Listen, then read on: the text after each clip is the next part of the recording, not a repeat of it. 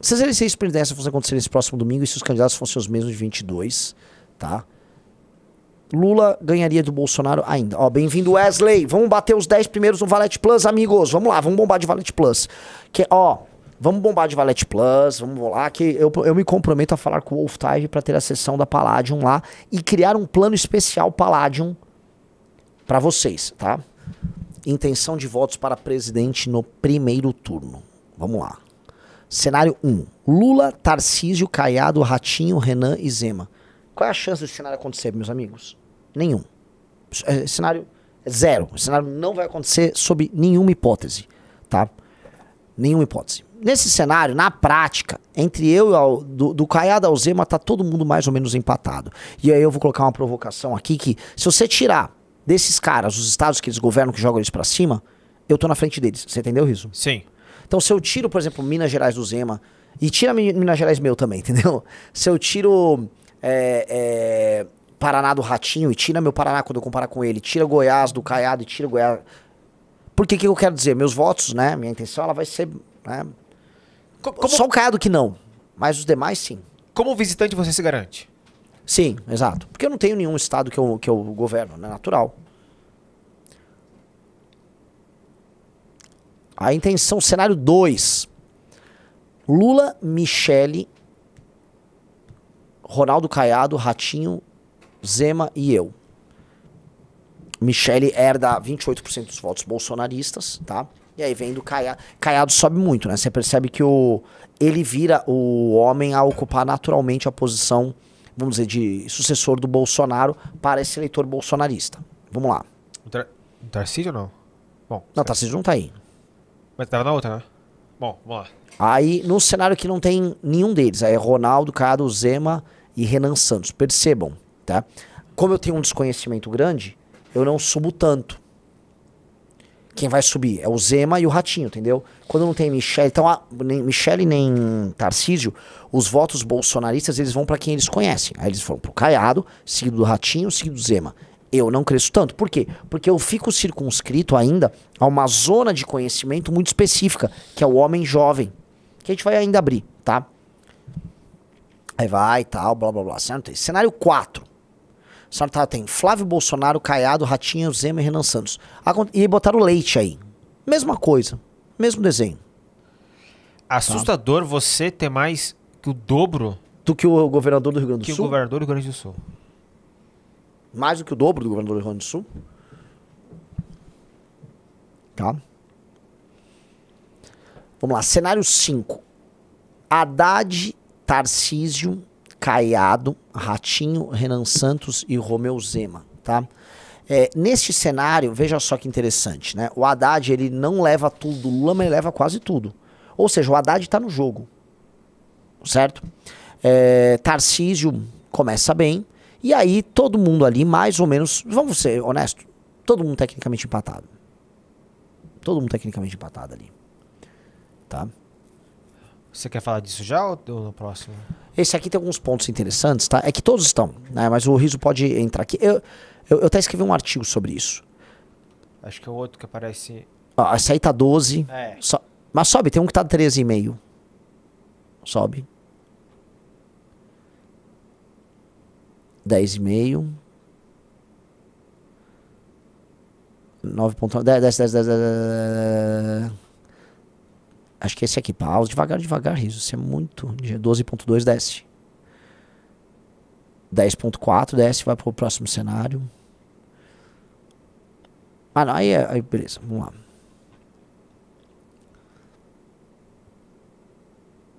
Tinha um cenário lá com 13,5. Mas vamos lá, onde eu quero chegar aqui pra vocês? Vamos ver quem é o nosso público, galera. Quem está falando, vou votar no Renan Santos, tá? Novamente, a gente precisa colocar aqui, nenhum desses cenários será o cenário que vai acontecer nas eleições, tá? Em absolutamente nenhum desses cenários, a gente vai poder falar, ó, isso vai acontecer. O cenário mais provável das eleições de 26 foi um cenário que foi testado em outra pesquisa, que é Lula, Tarcísio, Caiado e Renan. Ou Lula, Tarcísio e Renan. São esses dois cenários. O Zema só será candidato se o Tarcísio não for candidato. O Ratinho não será candidato sob nenhuma hipótese, a não ser que pinte uma hipótese que ele congregue toda a direita ao redor dele. Aí seria Lula, Ratinho, Renan, mas eu acho que o Caiado seria, tá? Então, por enquanto, o cenário principal é Lula, Tarcísio, Caiado e Renan. Esse é o cenário principal. E aí, eu queria que você abrisse ali Desse cenário ou do outro? Não tem aqui, é uma outra pesquisa. Esse cenário não aconteceu. A Atlas não botou esse cenário que é o cenário principal. Mas aí eu quero explicar pra vocês. Vocês repararam que eu tô variando de 2 a 2,9% nessa pesquisa? Em todos os cenários? Por favor, senhor Rafael Almeida Riso. Vá no X e abra meu artigo do Valete Plus. Vamos descer este aí. Nossa, Riso é muito ligeirinho. Mas vamos lá. Eu publiquei esse artigo, vou ler pra vocês bem rapidinho, tá? Pesquisa Atlas me assustou, e isso é ótimo. Resultados construindo a tese e apontam para a candidatura surpreendente. Vamos lá. Pode ser. Saiu pesquisa Atlas e o resultado me assustou. Não como muitos imaginam. Aparecia entre 2 a 3% em todos os cenários. Nenhum deles factível, o que apontaria em tese para a consolidação dos últimos apontamentos. Mas não foi isso que a pesquisa mostrou. Os números que apresentei foram os mesmos do cenário mais provável do último mês, ou seja, o cenário em que constam apenas Tarcísio, Lula, Caiado e Renan. Neste provável embate eu apresentei 3%, ou seja, no cenário mais provável, com poucos candidatos, entendeu, Riso? Deu 3%. Vocês lembram? Deu 3 e no outro cenário deu 6. Saiu há 2 semanas atrás, tá? Figurar com o mesmo resultado em cenários que constam todos os candidatos da direita, Renan, Caiado, Zema, Ratinho Júnior e Tarcísio, é sintoma de que cresci e de que provavelmente já tenho mais de 4% no cenário provável. Entendeu o que quis dizer aí ou não? Sim. Sim ou não? Sim. Assim, ó, num cenário com menos candidatos, eu fiz 3% na outra pesquisa. Nesse aqui, com muitos candidatos, eu fiz praticamente 3%. Então, na prática, se o Atlas tivesse feito um cenário com menos candidatos, eu teria mais do que 3%. É isso que eu quero dizer. E provavelmente mais do que 4%. Ok? Além disso, a quebra demográfica atesta o acerto do nosso trabalho. Não temos menos do que 10% na geração Z em nenhum dos cenários. O que reforça que tenho mais que isso no provável, tá? Ou seja, entendeu? Em nenhum dos cenários que foram mostrados pela Atlas, há menos de 10%, tá? O que reforça que tenho mais que isso no provável, ao passo que 95% dos meus eleitores no momento são homens. Você viu isso? Eu bato, sei lá, 5 pontos tanto entre homens, mais 0,2 entre mulheres. Meus amigos, não vai acontecer isso na eleição. Eu vi muita gente falando assim, Renan, mas tem que aumentar seu percentual entre mulheres. As mulheres não acompanham a política pelo MBL. O MBL é um fenômeno geracional. Z e milênio profundamente masculino. Logo, veja, é natural que eu vá crescer. Porque boa parte das mulheres ou elas estão à esquerda, ou escolher outros candidatos, ou não estão ligando para a política. E os homens jovens, especialmente Z e millennial que nos acompanham, eles vão fazer a conversão das mulheres ao redor deles. Então, essa minha intenção de voto, que está desequilibrada, ela tende a mudar. E é mudar como? Ah, entendi. Ela vai para a média, ela vai regredir. O homem vai regredir para a média? O homem não vai regredir para a média. A mulher que vai subir. Então, a gente pode fazer numa eleição, se eu tô com 5,2 no homem, a mulher que tá 0,2, ela sobe para 3,5. Não precisa subir para 5. Só aí a gente dá um salto, entendeu, Riso? Sim. Só aí já tem um salto. Então, tem muito espaço para crescimento. E por quê? Qualquer pessoa que lê pesquisa com inteligência começa a perceber que tem coisas interessantes. Você ser muito forte com homens jovens, você tem um movimento que vai se espalhar. São as pessoas mais engajadas, são as pessoas que produzem os memes. O homem jovem que começa as revoluções. Como começou o impeachment da Dilma? Com homens jovens. Como começou a eleição do Bolsonaro? Com homens jovens. Entenderam? Então, é uma demografia muito interessante que a gente está começando. Aí, veja só, essa é a parte mais maluca. Ao passo que 95% dos meus eleitores no momento são homens. Isso mostra duas coisas. O MBL representa 20% dos homens jovens brasileiros e há muito espaço para crescimento entre as mulheres. Você entendeu? Entendeu? Entre os homens da geração Z no Brasil, nós, na minha figura, somos 20%. E aí eu pergunto pra você, e se fosse o Kim o candidato à presidência? Entendeu? Se fosse o Kim Kataguiri o candidato à presidência da República, como ele tem um grau de conhecimento maior do que o meu, o Kim tava pontuando melhor ainda aí, entendeu? Entendeu? Então o MBL representa mais do que 20% da geração Z, entendeu? Entendeu? Eu sou apenas o 11º em número de seguidores no universo do MBL. Eu não sou nem de longe o mais conhecido. Ou seja, Meu amigo, eu ainda vou conquistar esse público. Eu ainda vou conquistar muito, que já é nosso. Eu ainda nem conquistei o público que é nosso. Basta ver o seguinte, o Kim tá batendo, cara, 10, 12, 13% em São Paulo. Eu devo estar batendo, Riso, 2% em São Paulo. Eu nem São Paulo busquei. Então tem muito pra buscar. Quando você olha esses dados, vocês botam essas duas pesquisas juntas, vocês vão fazer assim... Ai, meu Deus do céu, minha mãe, minha Nossa Senhora. Entendeu? Minha Nossa Senhora. Quem sabe ler pesquisa sai assustado. Outro ponto pra vocês, ó, fazerem, ó. Vamos pro região? Renan Santos. Região Sul. 2,1%. Ok? Renan Santos, região Sudeste. 2,2%. Renan... Então você fala, pô... E no Norte? Região que a gente menos trabalha. 0,7%. Agora, Centro-Oeste, Riso, região do Agro. 3,6%. E, melhor de todas as notícias, Nordeste. 3,5%. Queria pedir uma salva de palmas para os nossos irmãos baseados do Nordeste. Ué? Que coisa maravilhosa. Ué? Que é isso, meus amigos? Que é isso? Um cara tá falando, Renan, o Cláudio Dantas tá te atacando ultimamente. O Cláudio Dantas deu pra querer ficar atacando a gente, né? O que acontece? O Cláudio Dantas ele saiu da Jovem Pan, e aí tem que pagar as contas, você precisa virar bolsonarista. Vamos ser honestos, né? A gente nunca atacou ele. Aí ele precisou virar bolsonarista pra pagar as contas. E aí ele começa a ficar comprando bolsonarismo, com aquela cara toda esticada dele. Beleza, Cláudio Dantas. Eu acho engraçado ele ficar atacando a gente, né? Ficar dando RT no Fernando Holliday, né?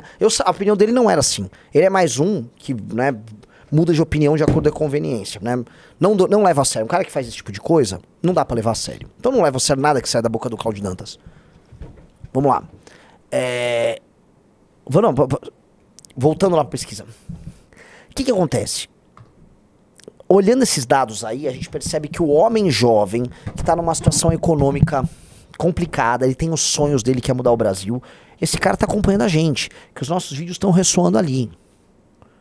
Isso vai ser muito grande, galera. Muito grande. Muito grande. O que a gente tá propondo é o discurso revolucionário. Qualquer um que leia essa pesquisa vai ver. Tem algo aí. Entendeu? Desce. Pode descer. Achou pouco? Estou tecnicamente empatado em segundo lugar na geração Z. Veja só. Na geração Z, na pesquisa que contém do Lula, nesse cenário todo, eu tô em segundo. Na geração Z, já tô em segundo. E eu nem sou o maior do MBL. Estamos falando aqui do grupo social mais influente em redes neste momento, responsável pela contaminação memética que ditará a linguagem na próxima eleição. Foi, junto à geração Millennial, responsável pela ascensão de Mandami em Nova York e agora lidera manifestações do Nepal ao México. A própria pesquisa Atlas demonstra que Zoomers e Millennials estão completamente à direita das gerações anteriores, que carregam uma forte carga esquerdista. Sim, amigos, o futuro é glorioso e a base é based, fazendo com que nossa guerra seja geracional. E ela encontra seu campo de batalha mais óbvio na região Nordeste, local em que curiosamente apresenta o meu melhor desempenho e que a esquerda, desde a ascensão do lulismo, é dominante. Entenderam o ponto?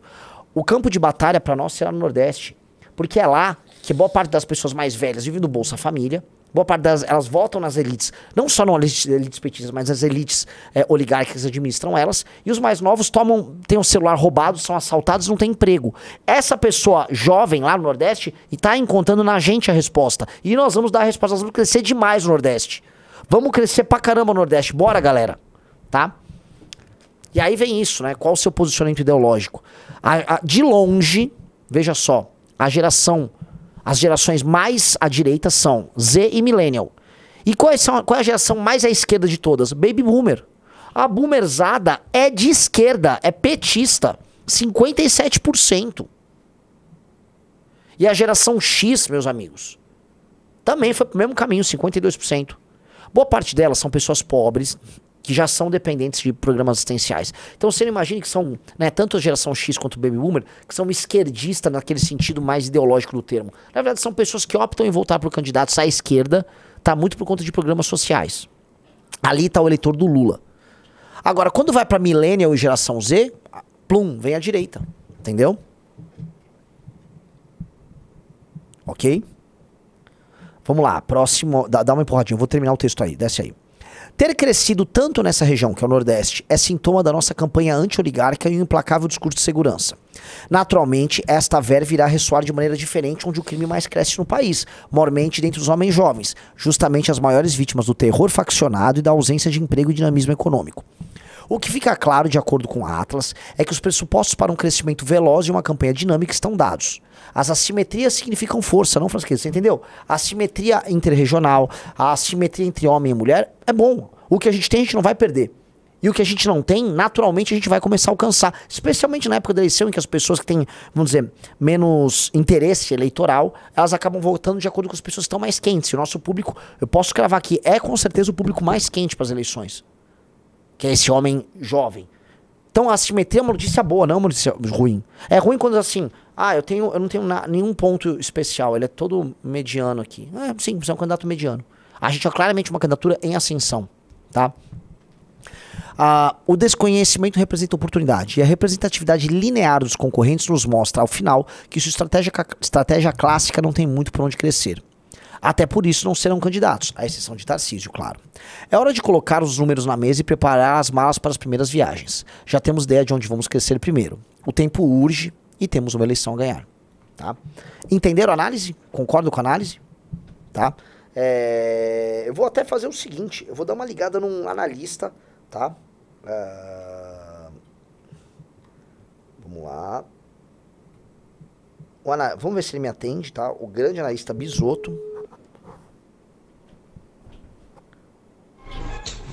Presidente. Estou ao vivo aqui, estou te ligando, doutor Bisotto, tudo bom? Doutor não, esse negócio de doutor nunca dá certo, isso é papo de centrão, daqui a pouco eu tô usando terno azul e andando em carro barco. Ótimo. Doutor não. Ok, peço desculpas aí por ofensa. E também coisa meio de doutor Sócrates, aí me lembra um pouco a geração dos anos 80, né, enfim. Queria te perguntar uma coisa, você viu a pesquisa Atlas? Vi e analisei.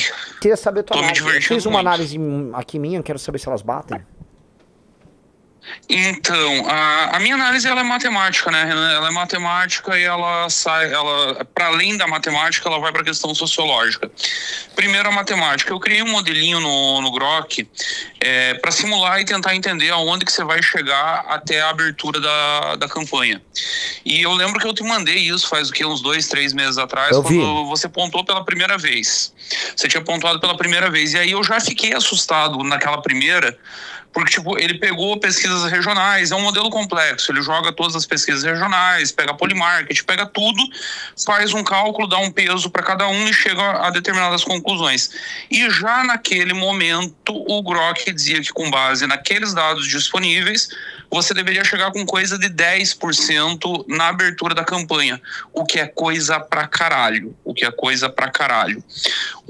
Depois foi chegando pesquisa nova, e você tá subindo em todas, é uma constante. E o Grok tá chamando, inclusive, de subida exponencial, considerando que não tem aliança, não participa de debate, e começou a entrar em pesquisa há muito pouco tempo. Agora ele já projeta a tua entrada na campanha com algo entre 15% e 16%. E aí entra a minha análise sociológica.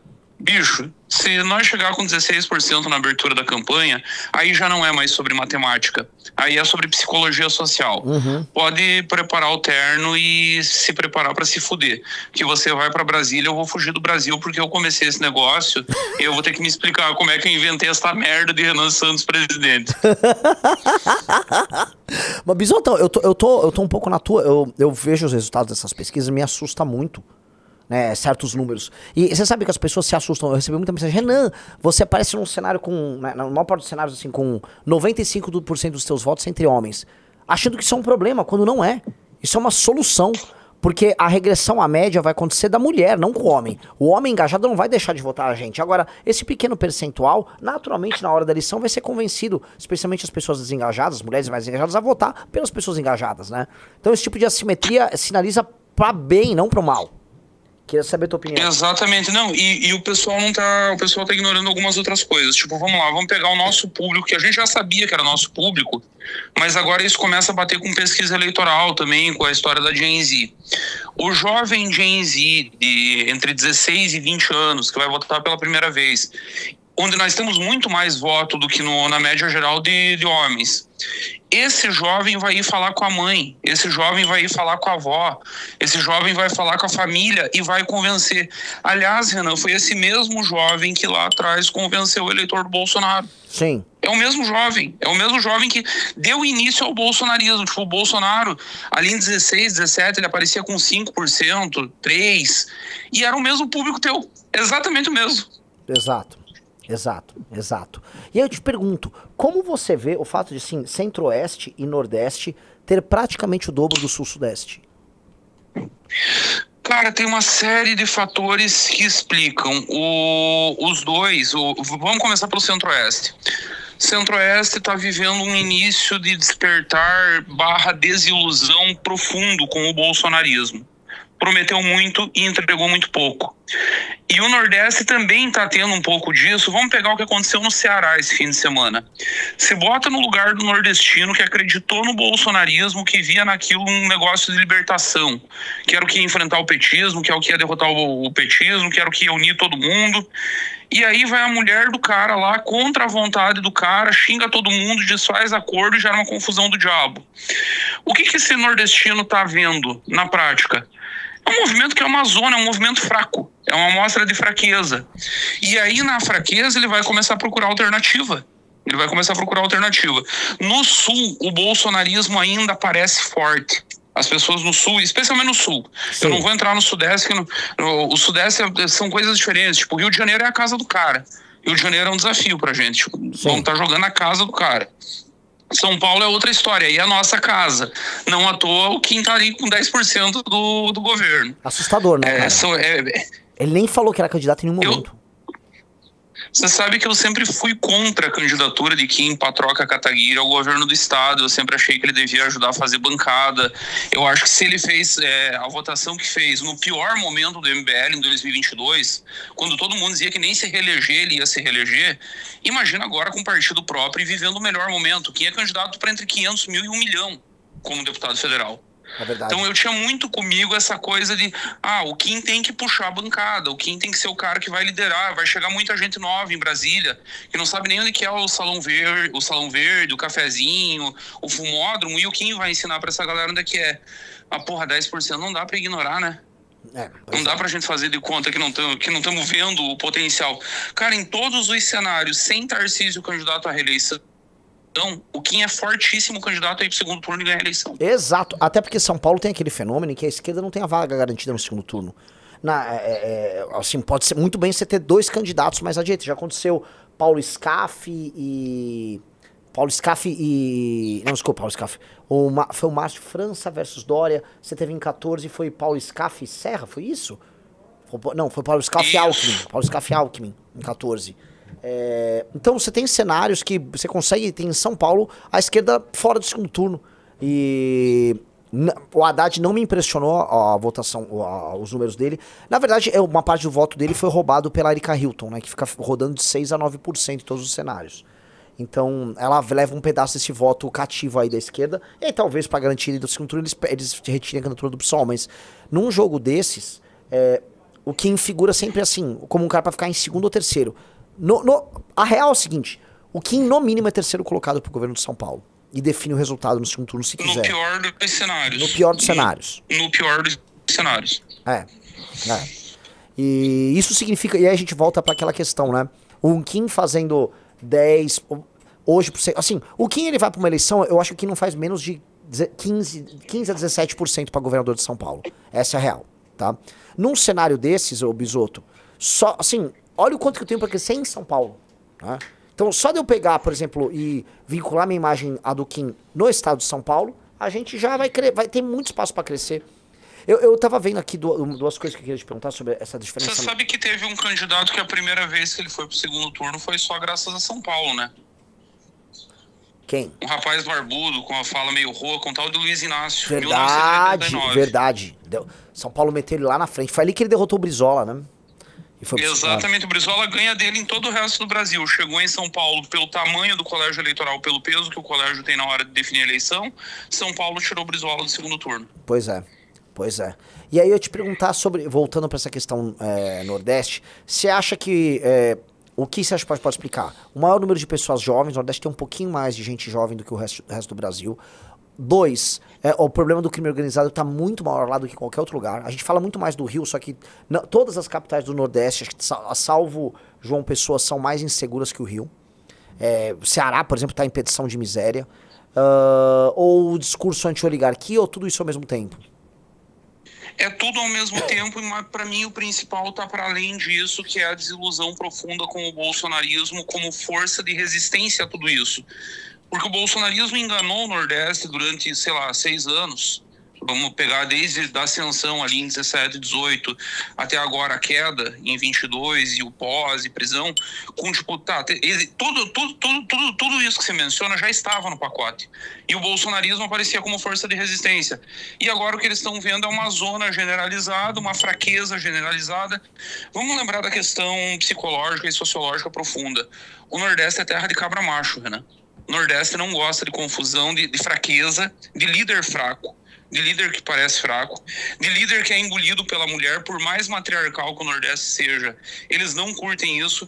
Tudo que eles estão vendo do bolsonarismo é muito ruim, eles precisam de uma alternativa para enfrentar tudo isso. Questão do crime organizado, eu estava fazendo um estudo entre a semana passada e depois que eu voltei do Congresso, comecei a ver o conteúdo de novo.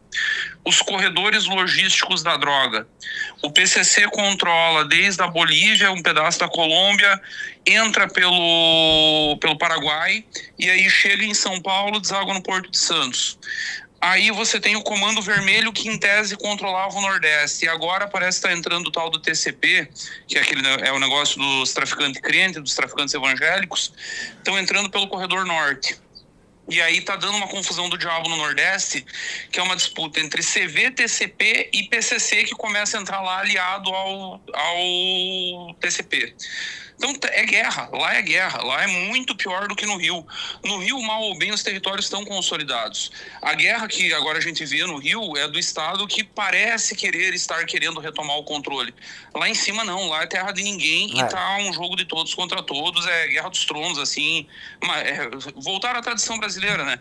Abandonaram essa nutelagem europeia de pontos corridos e voltaram pro mata-mata. Pois é. Aliás, era hora de voltar com mata-mata no futebol brasileiro, mas ninguém tá pronto pra essa conversa. Bisotto, deixa eu fazer uma pergunta.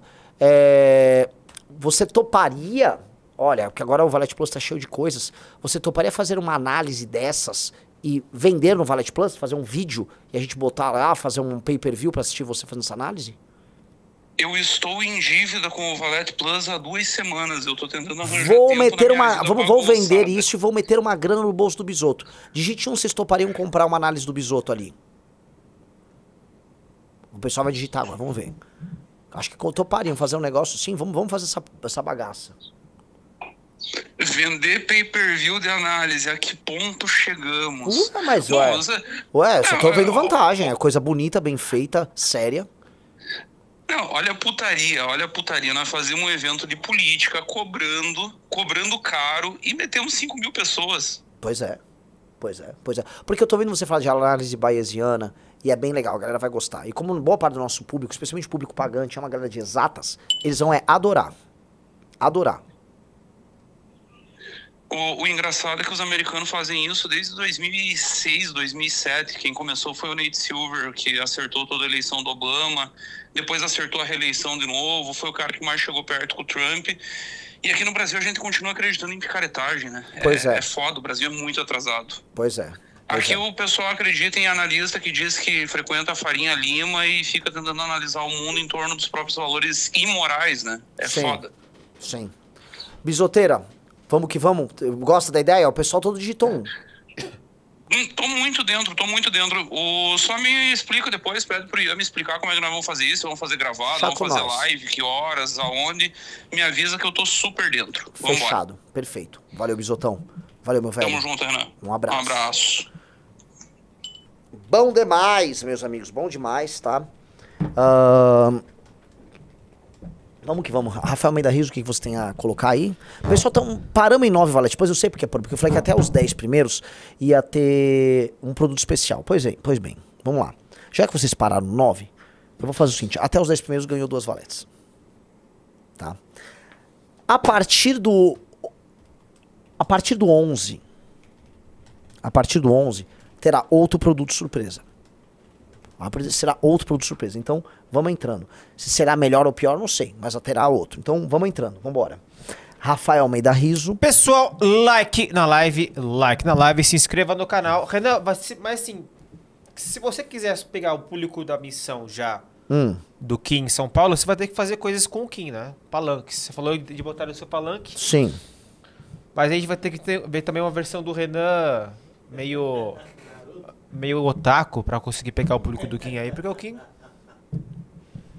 o Kim cresce muito nesse público, né? Você vai ter que dar se virar aí pra... Você não acha? Nossa, eu tava Renan otaquíssimo. Inteligência artificial hoje é um negócio assustador, né, cara? Tipo, você mudou isso aqui? Você botou no ChatGPT, no Midjourney? O que você fez? Gemini, na verdade foi o Renato Paredes que me ajudou com isso. Nossa, cara. Ok. É, né? E eu nem sou geração Z. Você sabe que deixa eu comentar, eu tava com... Tem um grupo do Dark MBL, né? Aí eu tava lá, e aí tem aquela briga lá do Impera com os millennials e tal. Eu falei, Impera, a geração millennial é a mais base. Ele é impossível. Bom, a geração Z é um pouquinho mais de esquerda do que a millennial. Ainda que ela seja também um pouquinho mais direita. E a millennial é menos de centro também. Talvez a geração Z, quando ela coloca direita, ela tá falando outra coisa, falando uma coisa mais direita do que a millennial. Mas a geração millennial não tá tão ruim assim, tá? É isso, tá? Mas claramente a geração Z tá bem mais radical do que a millennial, sim. Eu tava fazendo isso. Aí o que eu fiz? Eu tava falando isso com ele, eu tava numa barbearia, né? Não me barbeando, mas eu tava na frente. Aí eu tirei uma foto na barbearia e falei, lide com isso, tá? Estou aqui, não consigo te ouvir porque eu estou na minha barbearia, que é coisa de millennial.